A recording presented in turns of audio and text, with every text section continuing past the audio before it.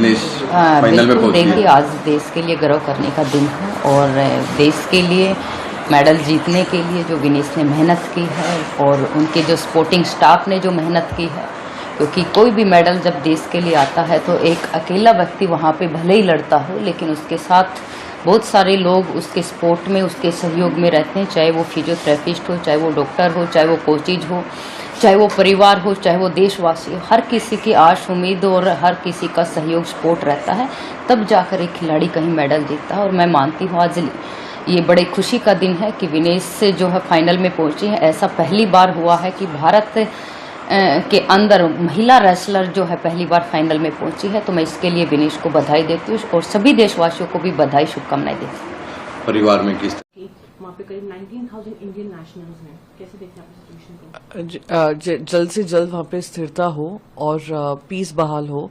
जिस तरीके के दृश्य सामने आ रहे थे, जिस तरीके से मुजीबुर रहमान जी की स्टैच्यू को गिराने की कोशिश की जा रही थी और शेख हसीना जी को इंडिया आना पड़ा, तो चिंताजनक स्थिति थी। पर जल्द से जल्द वहाँ पे स्थिरता हो और सरकार एक बहाल हो, जैसे जनता की जो मांगे हैं, जनता की जो अपेक्षाएं हैं उनकी सरकार से, वो फिर से अपनी गवर्नमेंट की तरफ देख सके।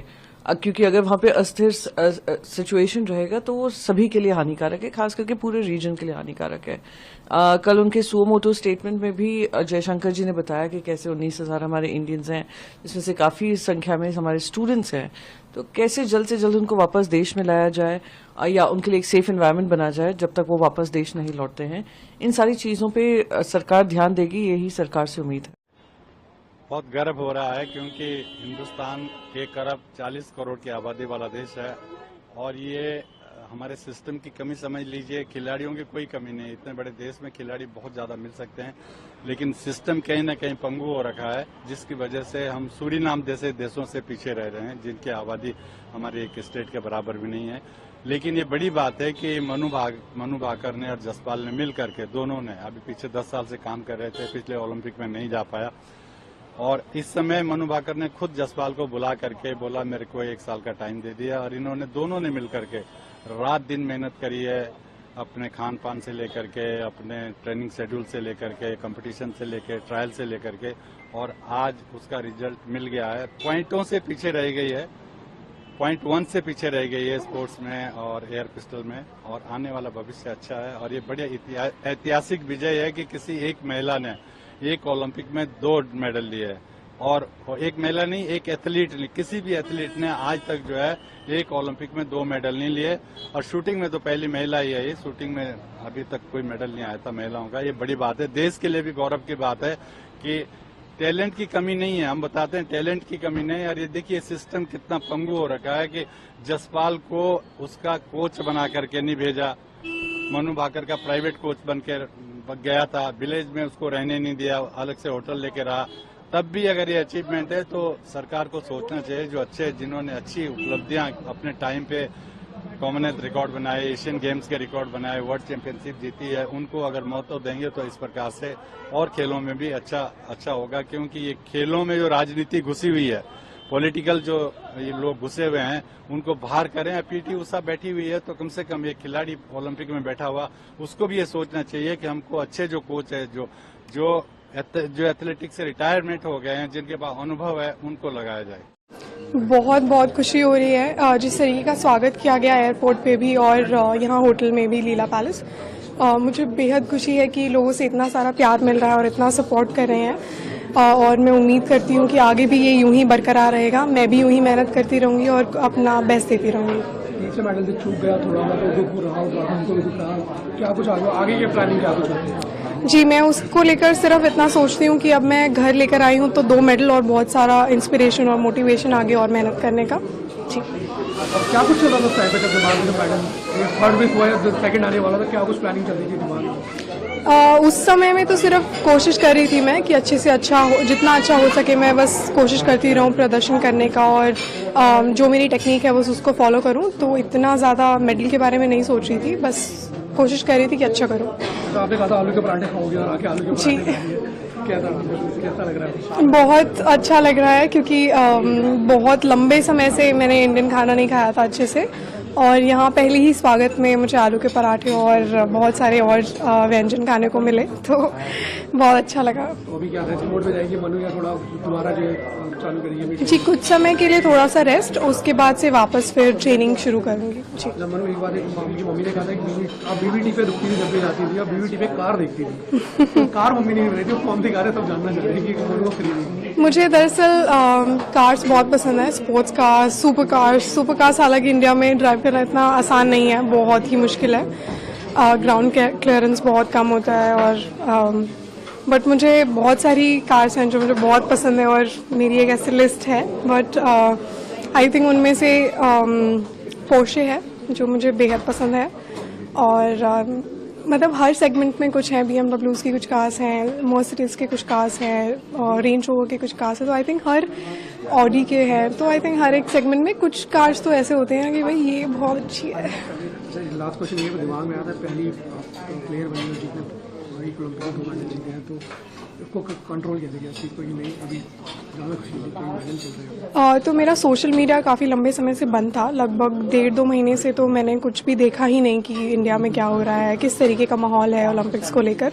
तो मेरे ख्याल से एक वो फैक्टर था जिसने काफ़ी मुझे हेल्प किया, और काफ़ी मैं फोकस रह पाई, और मेरा पूरा का पूरा ध्यान सिर्फ था कि मैंने जो सीखा है ट्रेनिंग में, क्योंकि ट्रेनिंग काफ़ी इंटेंस रही थी, और मैंने जो सीखा है ट्रेनिंग में मैं बस उसी को फॉलो करूं और बस अपने परफॉर्मेंस पे ध्यान दूं। जी, thank you. Muhammad Yunus Nobel पुरस्कार विजेता हैं, उनको इंटरिम गवर्नमेंट का प्रमुख बनाया गया। देखिए, आप ये समझिए कि बांग्लादेश की स्थिति कैसे हुई। ये जो कभी कभी हुकूमतें अपने आप को मालिक समझ बैठती हैं और वो उस तरह के कानून बनाती है या जनता का मजाक उड़ाती है, तब ये खामियाजे भुगतने पड़े। मैंने सरकार से कहा था, और मैंने सरकार विपक्ष दोनों से उनकी राय पूछी थी। यहाँ भी रिजर्वेशन को लेकर एक बहुत बड़ा मुद्दा हुआ है, सुप्रीम कोर्ट का ऑर्डर आया है, लेकिन जिस तरह सरकार ने और विपक्ष ने चुप्पी थाम रखी है, तो ये लगता है कि लोगों में गुस्सा बढ़ रहा है। मैं मानता हूँ कि जब जनहित के मुद्दों पर जो है सरकार विफल होगी तो इसका खामियाजा भुगतना पड़ेगा। देखिए, बहुत बेरोजगारी है बांग्लादेश में, महंगाई ने वहाँ भी नुकसान पहुँचाया था, और तमाम तरह से जो इंडस्ट्रियल एरिया सब चीज़ें ठप हो गया था, तो उसका खामियाजा जनता के विरोध के रूप में भुगतना पड़ा। बिल्कुल हमारा पड़ोसी मुल्क है, हमारे बहुत अच्छे रिश्ते रहे हैं उनसे लंबे समय तक। हमें ध्यान रखना चाहिए कि उसका किसी तरह का नुकसान हमारे देश में ना हो, और उस तरह की कोई आशंका या उस तरह की जो है कोई मूवमेंट हमारे देश में ना हो। तो विरोध को कुचलने के बजाय विरोध पे चर्चा करके उसको कम करने का काम करना चाहिए सरकार को। ग्रुप की मूवमेंट जो है वो फॉलो कर रहे थे और कल हमें थोड़ी स्पेसिफिक सूचना मिली मूवमेंट के बारे में, और उसके बाद हमने इस एरिया का जो खनेड एरिया है उसका कॉर्डन किया है। काफ़ी पहाड़ी इलाका है और आजकल जो है जंगल के साथ साथ आसपास होने के हैबिटेशन के पास मक्की की फसल भी जो है वो भी लगी हुई है।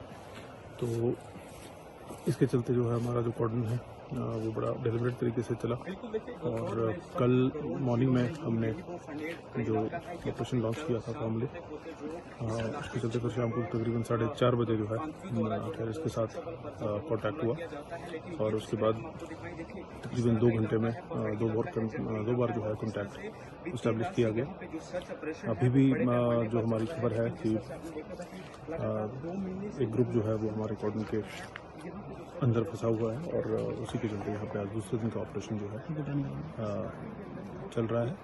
और हमारी सीआरपीएफ, पुलिस और आर्मी की पार्टीज जो हैं वो लगातार पूरे एरिया में अपना एक प्रेजेंस जो है बनाए रखें। लगभग कितना ये एरिया है, किस तरह का टेरिटरी है यहाँ पे, और कितना? देखिए, जैसे मैंने कहा कि टेरेन जो है वो काफ़ी पहाड़ी इलाका है, काफ़ी यहाँ पे डेंस कॉनिफरस फॉरेस्ट हैं। आजकल जो मौसम भी जो है वो काफ़ी क्लाउडी और रेनी है, और यहाँ पे जैसा कि आप देख रहे हैं फॉगी भी काफ़ी कंडीशंस हैं, तो हमारी विजिबिलिटी भी जो है वो लिमिटेड है। और उसके बावजूद जो ये ग्रुप है उसको हम ट्रैक कर रहे हैं, और फिलहाल हमारी उम्मीद है कि जल्द से जल्द हम इस ग्रुप को न्यूट्रलाइज कर देंगे। लगभग कितने बंदों का ये ग्रुप है अभी? मैंने आपको बताया कि 3 से 4 का ग्रुप है जो यहाँ पे हमारे कॉर्डन के अंदर है, और उसको हम कोशिश कर रहे हैं कि एज सून एज पॉसिबल उसको न्यूट्रलाइज। को क्या सीरियसली नहीं लिया गया? तो इंडियन जो टीम थी, मैनेजमेंट कर रही थी, जो देख रहे थे, उन्होंने हमारी जो एक स्टार हैं, जो मेडल जीतने की ओर जा रही हैं, हम ओलंपिक गोल्ड जीत सकते थे इसमें, तो ये क्या कारण हुआ कि वहां पहुंचते हुए एकदम कैसे वेट बढ़ गया? कैसे बढ़ा? कैसे बढ़ने दिया? क्या किसी ने ध्यान नहीं किया? क्या उसको बेचारे हमारी एक लड़की को ऐसे छोड़ दिया?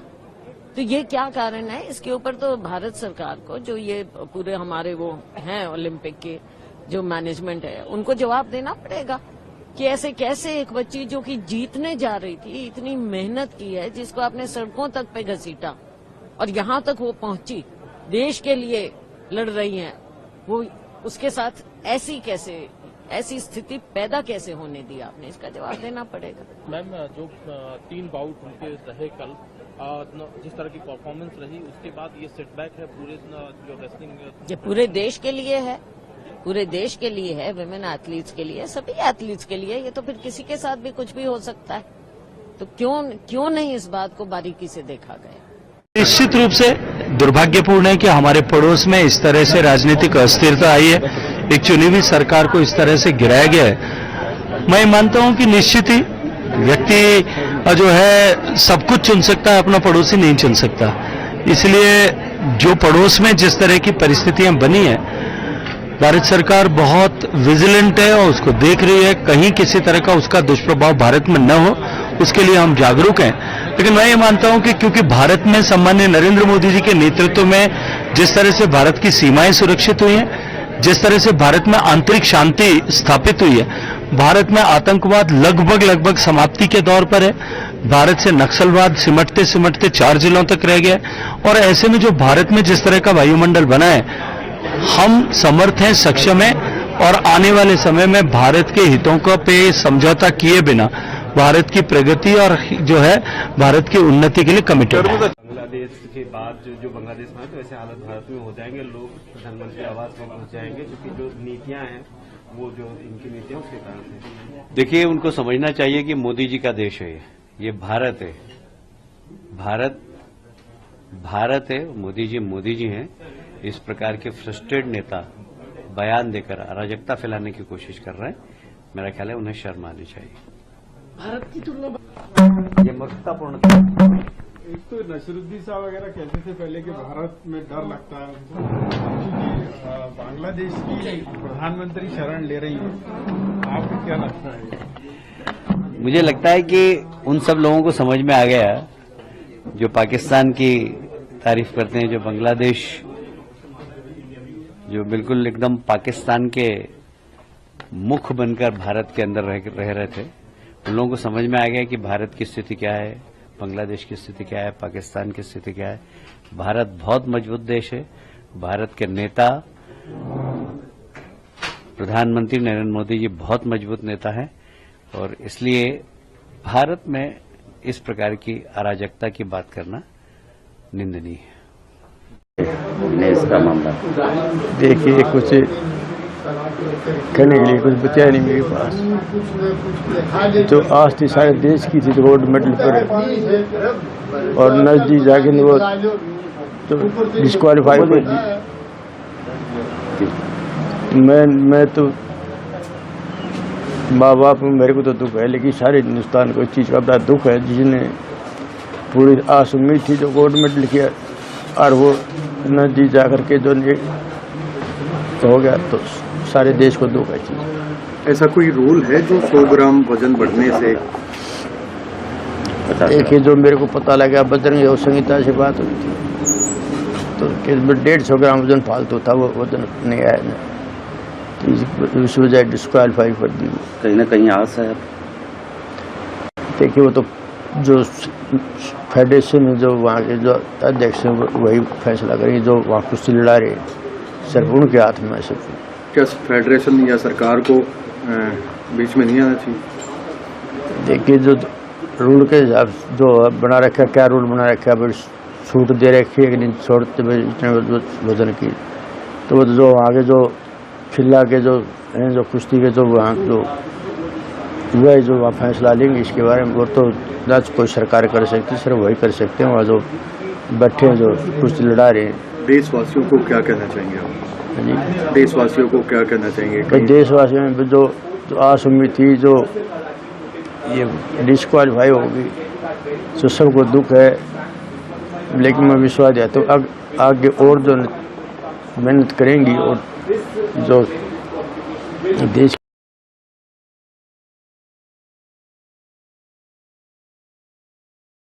दुर्भाग्य है इस देश का, जो विपक्ष है वो वोट के खातिर टुकड़े टुकड़े गैंग की भूमिका निभा रहा है। मैं फिलिस्तीनी का जब मामला आया था,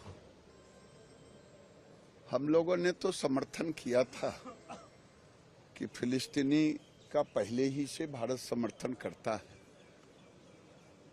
लेकिन जिस ढंग से पूरे देश में और ये टुकड़े टुकड़े गैंग इसको एक इशू बनाने की कोशिश की थी, आज बांग्लादेश में हिंदुओं के साथ अत्याचार हुआ। कल मनीष तिवारी जी बोले, लेकिन एक बार भी हिंदुओं को लेकर के नहीं बोला कुछ। मैंने कहा भी कि कम से कम हिंदुओं पे हो रहे अत्याचार पर भी तो बोलो, लेकिन नहीं बोला।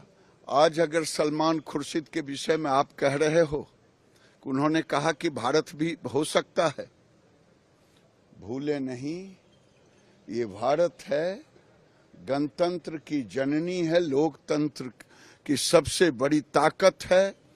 ये थ्रेट ना दें। मैं जानता हूं कि राहुल गांधी के इशारे पर ही आज सलमान खुर्शीद ने देश को चेताने का काम किया है, लेकिन भूले नहीं सलमान खुर्शीद साहब, राहुल गांधी इस देश में जब जब कोई औरंगजेब बनने की कोशिश किया है तो महाराणा प्रताप भी आए हैं। प्रधानमंत्री कौशल विकास योजना जो हमारी फ्लैगशिप स्कीम है, उसका चौथा चरण जो है क्रियान्वित हो रहा है। उस संबंध में आज एक सवाल रखा गया सदन में, मुझे मौका मिला, एक अवसर मिला बताने का। आज भारत सरकार की जो प्राथमिकता है वो देश का नौजवान है। 2047 में विकसित भारत का जो मिशन है, जो एक अभियान छेड़ा गया है, जो एक चुनौती दी गई है कि हम हर वर्ग उसमें अपना योगदान और भागीदारी दे, अगर उसे पूरा करना है तो बड़ा जिम्मा नौजवान और आने वाली पीढ़ियों पर होगा।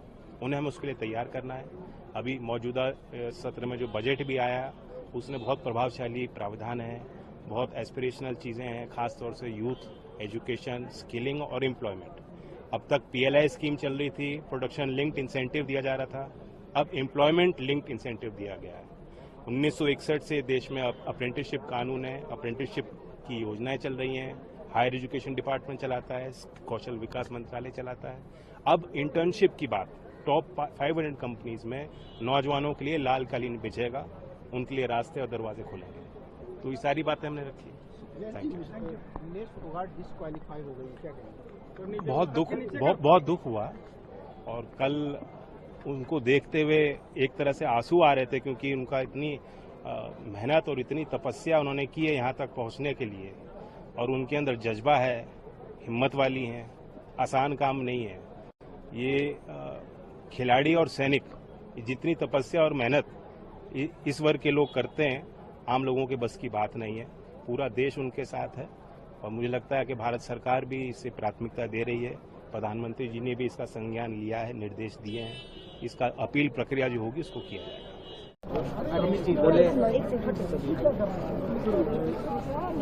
पकड़ने तो दीजिए, क्या महाराज आप लोग पकड़ो, क्या हाल है? लगा दे रहे हो। आज शून्यकाल में नेता विरोधी दल कुछ तथ्य से परे बातों को रखे। उन्होंने आरोप किया कोई न्यूज़पेपर कटिंग को कोट करते हुए कि 6वीं क्लास में, नया NCERT की 6वीं क्लास की किताबों में प्रियम्बल के बारे में जो पहले होती थी उसको अभी छोड़ दिया गया है।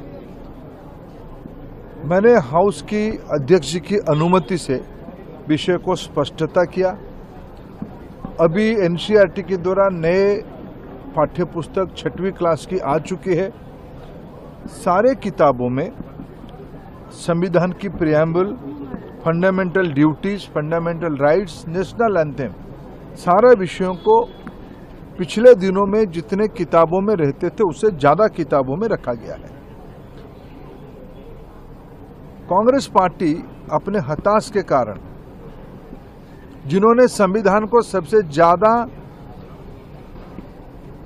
तोड़ने का, मरोड़ने का, नीचा दिखाने का काम किया है, ये झूठ और भ्रांति फैलाने की काम पे लगे हैं। हम तो अपेक्षा करते हैं कि नेता प्रतिपक्ष जैसे जिम्मेवार स्थान में बैठे हुए व्यक्ति सदन को कम से कम तो गुमराह ना करे। हम तथ्य को समाज के सामने रखते हैं।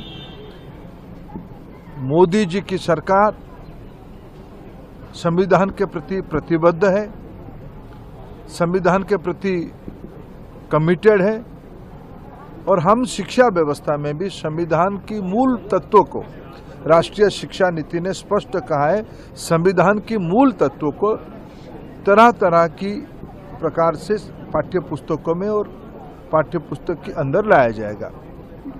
मैं कांग्रेस पार्टी की इस चेष्टा को निंदा करता हूं और उनसे माफी मांगे देश के सामने ये अपेक्षा रखता हूं। क्या कहेंगे, उसका भी अमृतकाल है। देखिए, मैं आपको कहना चाहता हूं कि हमारी सरकार ने देश के यशस्वी प्रधानमंत्री नरेंद्र मोदी जी के आह्वान पर एक पेड़ मां के नाम, ये बहुत बड़ा आह्वान देश के यशस्वी प्रधानमंत्री जी ने किया है और हमने यहाँ पूरे प्रदेश के अंदर 7 करोड़ पौधे लगाने का लक्ष्य लिया है और आज हमारी, क्योंकि हरियाली तीज है, आज हरियाणा और राजस्थान के माध्यम से आज सभी जिलों में वन महोत्सव के बहुत बड़े बड़े कार्यक्रम हुए हैं और आज यहाँ से चढ़ौता से, दूदू से उसका शुभारंभ हुआ है और आज के दिन शाम को पूरा फिगर आ जाएगा, लेकिन 1 करोड़ से ज्यादा पेड़ लगाने का आज आह्वान किया था। क्योंकि आप देखते हैं राजस्थान जिस तरह से हमारा प्रदेश है, उसकी भौगोलिक परिस्थिति है, मरुस्थल का इलाका है, राजस्थान में वर्षा कम होती है। इन सारे विषयों को ध्यान में रखते हुए हमारे राजस्थान का पर्यावरण अच्छा रहे और इस पर्यावरण के माध्यम से हमें वर्षा भी अच्छी हो। और अभी इंद्र मेहरबान है, भगवान भोलेनाथ की कृपा है कि अच्छी बारिश यहाँ हो रही है, तो हम कह सकते हैं कि ये हमारा अभियान बहुत अच्छा रहेगा और राजस्थान को पर्यावरण की दृष्टि से बहुत अच्छा बनाने का जो हमारा संकल्प है वो पूरा होगा। आज यहाँ से अच्छी शुरुआत हुई है। शुरुआत हमने वैसे तो पहले कर दी थी, लेकिन आज हमारा ये एक लक्ष्य लेकर के हरियाणा और राजस्थान का हरियाली तीज के अवसर पर पूरे राजस्थान के अंदर कार्यक्रम हुए हैं। मैं धन्यवाद देना चाहता हूँ हमारे सभी, पहले तो वन विभाग को और इनसे जुड़े सभी हमारे, चाहे वो ग्रामीण विकास हो, पंचायत राज हो, शिक्षा हो, हमारा नगर निकाय विभाग हो, सभी ने मेहनत करते हुए एक अच्छे लक्ष्य लिया है और उस लक्ष्य को हम आज सारा देश दुखी है, सारा देश स्तब्ध है। जो हमारी देश की एक बेटी जो बहुत मेहनत करके यहाँ तक पहुँची थी, फाइनल तक, जब सारी दुनिया के खिलाड़ी मैट पर प्रैक्टिस कर रहे थे तो ये हमारी बेटी धरने की दरी पर बैठकर हमारी बेटियों को न्याय दिलाने की लड़ाई लड़ने में मजबूर थी, फिर भी वो अपनी मेहनत से पहुंची।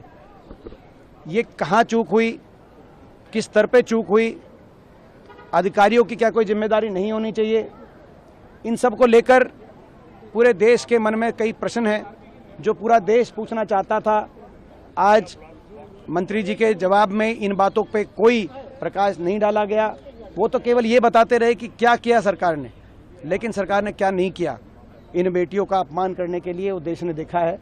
हम इस जवाब से संतुष्ट नहीं थे, इसलिए हमने वॉकआउट किया है। एक और बात, कल तीनों बाउट उनका वजन तीनों बाउट में कल ठीक था, तो उन बाउट्स में वो जीता हुआ मानते हुए आज जो उनको डिस्क्वालीफाई भी किया गया है, कम से कम सिल्वर मेडल की हकदार वो जरूर बनती थी। क्या इंडियन ओलंपिक एसोसिएशन ने इस बात को लेकर एजिटेट किया है? अभी तक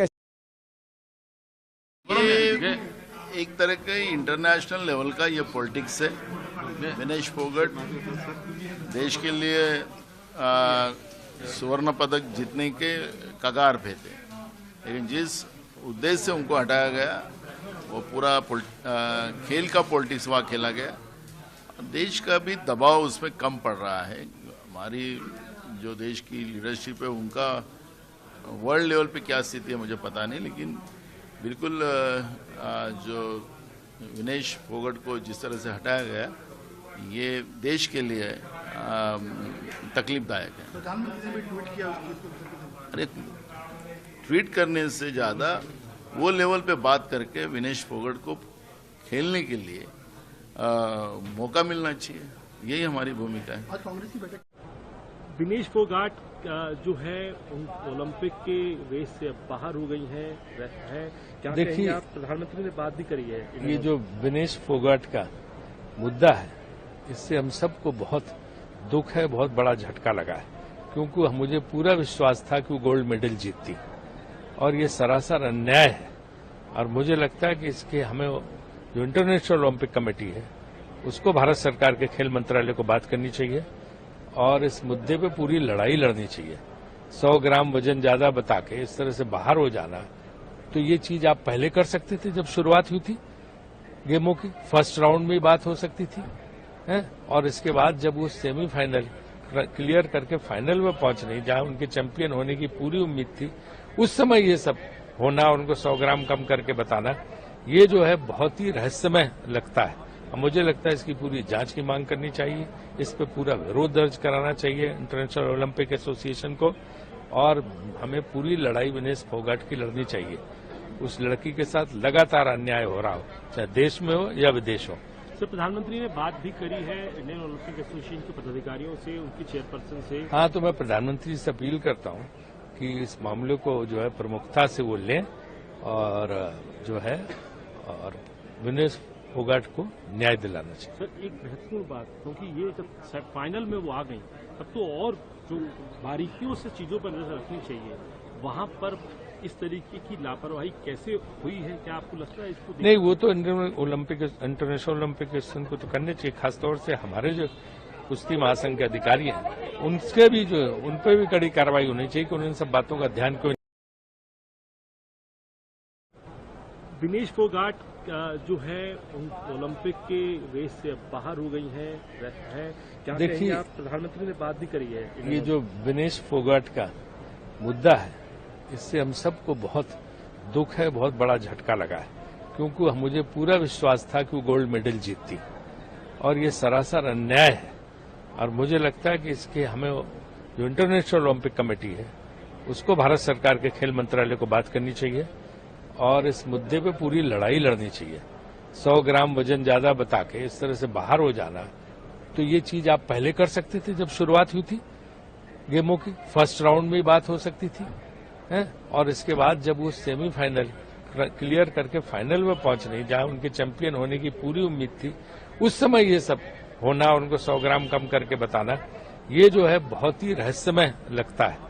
मुझे लगता है इसकी पूरी जांच की मांग करनी चाहिए, इस पर पूरा विरोध दर्ज कराना चाहिए इंटरनेशनल ओलंपिक एसोसिएशन को, और हमें पूरी लड़ाई विनेश फोगाट की लड़नी चाहिए। उस लड़की के साथ लगातार अन्याय हो रहा हो, चाहे देश में हो या विदेश हो।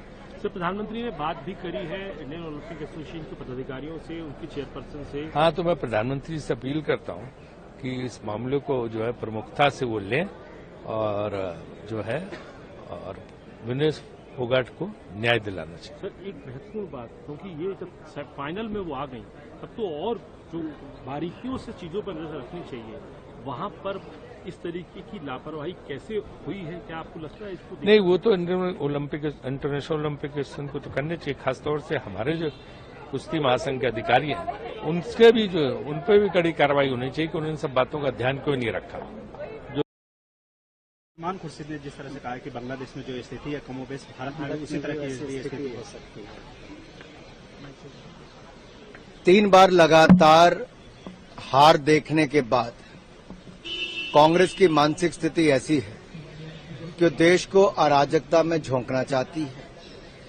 भय और भ्रम फैलाने का काम इनका पुराना है और देश को पीछे धकेलने के लिए कांग्रेस कुछ भी करने के लिए तैयार है। जहां एक और पूरी दुनिया में भारत को ब्राइट स्पॉट के रूप में देखा जाता है, दुनिया की सबसे तेजी से बढ़ने वाली अर्थव्यवस्था भारत है, वहीं पर इस तरह के बेतुके बयान कांग्रेस के नेताओं के द्वारा आना दिखाता है कि कांग्रेस की मानसिक स्थिति क्या है। वो देश का नुकसान कैसे करना चाहते हैं, देश के लोगों में भय कैसे पैदा करना चाहते हैं, और ये भय भ्रम अफवाहें फैलाने का काम कांग्रेस बंद करे। ये वही लोग हैं जो बाटला हाउस कांड के बाद शहीद इंस्पेक्टर एमएल शर्मा के पास तो गए नहीं थे, लेकिन उनके घर तो नहीं गए, लेकिन जो आतंकवादी मरे उनके घरों पे अफसोस जताने कांग्रेस के लोग गए थे, श्रीमती सोनिया गांधी जी और ये नेता जो कांग्रेस के जो आज बयान दे रहे हैं। मेरा सीधा सवाल कांग्रेस से ये है कि क्या वो सलमान खुर्शीद जी के इस बयान से सहमत हैं? क्या ये कांग्रेस का एक प्रयास देश में अराजकता फैलाने के लिए नहीं है? क्या देश में एक बार फिर वो संकट खड़ा करने का प्रयास जो कांग्रेस बार बार करती रही, कभी चुनावों से पहले और अब चुनावों के बाद? नहीं, देखिए इसमें बिल्कुल मुझे नहीं समझ आ रहा है कि ये क्या हुआ है, लेकिन जो भी हुआ है बिल्कुल अनफॉर्चुनेट है और कहीं ना कहीं मुझे तो दाल में भी कुछ काला लग रहा है। पता नहीं ये रेसिज्म है या सरकार ने पूरा ध्यान नहीं दिया। जो तीन पास करके फाइनल तक पहुंच सकती है, जो इतनी पुरानी खिलाड़ी है, क्या उनको नहीं मालूम कि उनका वेट कितना इम्पोर्टेंट है? और एक खिलाड़ी जो इतनी मेहनत करके कैसे खून पसीना बहा के जो ओलंपिक तक पहुंचे, ये देश के शान की बात है। और ये 100 ग्राम वाली जो चीज है, ये तो किसी को हजम नहीं हो रही कि एक इतना प्रोफेशनल खिलाड़ी को ये इतनी सी बात नहीं पता है। सो इसमें क्या है, कौन रिस्पॉन्सिबल है? अपनी यहाँ से ध्यान नहीं दिया गया कि उधर कुछ किया गया, जो भी है, लेकिन ये बहुत ही दुखदायी है और इसको पूरा सरकार को इसकी पहरेदारी करके इंश्योर करना चाहिए, क्योंकि ये कोई नहीं भूलता है कि ये विनेश फोगाट फॉरफ्रंट में थी, जो रेसलर्स के साथ जो उधर उनको बैठ के उनको धरने देने का उस लड़ाई में वो फॉरफ्रंट में थी और उस टाइम भी सरकार ने उसकी कोई मदद नहीं करी थी। और आज भी मंत्री जी जब बोल रहे हैं कि पैसा कितना खर्च किया, अरे देश की सम्मान की बात है कि पैसे की बात है? देखिए, विनेश फोगाट जिस तरह से लड़कर वो वहां पहुंची है, आज पूरा देश उसे देख रहा है, वो एक तरह से रोल मॉडल है। और इतने राउंड में आगे बढ़ने के बाद अचानक से फाइनल राउंड में जाके 100 ग्राम उसका वजन बढ़ जाता है, ये विश्वास करने योग्य बात नहीं है।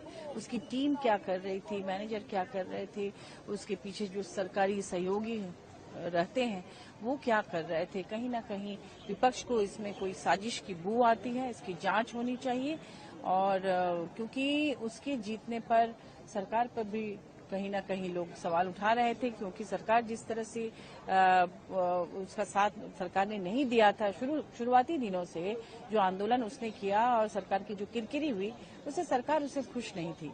और उनका ये अचीवमेंट हो सकता है कि सरकार को शायद मैं इसलिए कह रही हूँ कि विपक्ष का बहुत बड़ा सवाल है और विपक्ष चाहती है कि सरकार इस पर बात करे और इसके कारणों को ढूंढे कि ऐसा क्या हो गया कि इतने राउंड में सब कुछ ठीक रहते हुए फाइनल राउंड में आकर वो क्वालिफाई नहीं कर पाई।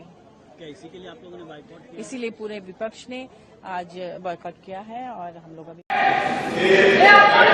Speaker sir, thank you for permitting me to raise this issue of the tragedy in Wayanad.